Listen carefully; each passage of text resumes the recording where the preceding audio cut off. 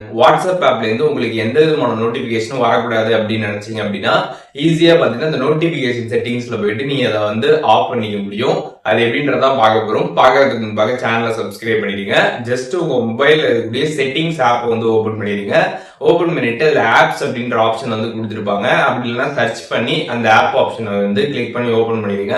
Open பண்ணதுமே அதுல manage apps இருக்கும். அதை நீங்க கிளிக் பண்ணதுமே போன்ல இருக்கக்கூடிய எல்லா ஆப்புமே லிஸ்ட் அவுட் வந்து ஆகும். இதுல வாட்ஸ்அப் ஆப்பை பாத்தீங்கன்னா நீங்க வந்து செலக்ட் பண்ணிடுங்க. வாட்ஸ்அப் ஆப்பை செலக்ட் பண்ணிட்டு அதுல நோட்டிபிகேஷன்ஸ் அப்படின்ற ஒரு ஆப்ஷன் இருக்கும்.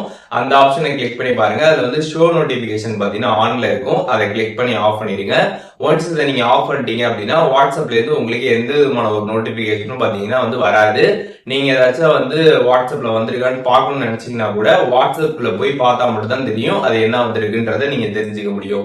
வெளியில பாத்தீங்கன்னா நோட்டிபிகேஷன் பேனல்ல உங்களுக்கு எந்த விதமான நோட்டிபிகேஷனும் வராது.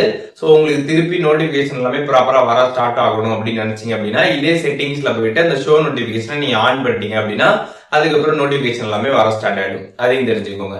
சோ இப்போ எப்படி வந்துட்டு வாட்ஸ்அப்ல வரக்கூடிய நோட்டிபிகேஷனை ஆஃப் பண்றது அப்படிங்கிறதுக்கான டீடைல்ஸ் தெரிஞ்சிருப்பீங்க. இதுல எதுவும் டவுட் இருந்துச்சு அப்படின்னா கமெண்ட்ஸ்ல மென்ஷன் பண்ணுங்க. நான் எல்லாருக்குமே ரிப்ளை பண்றேன்.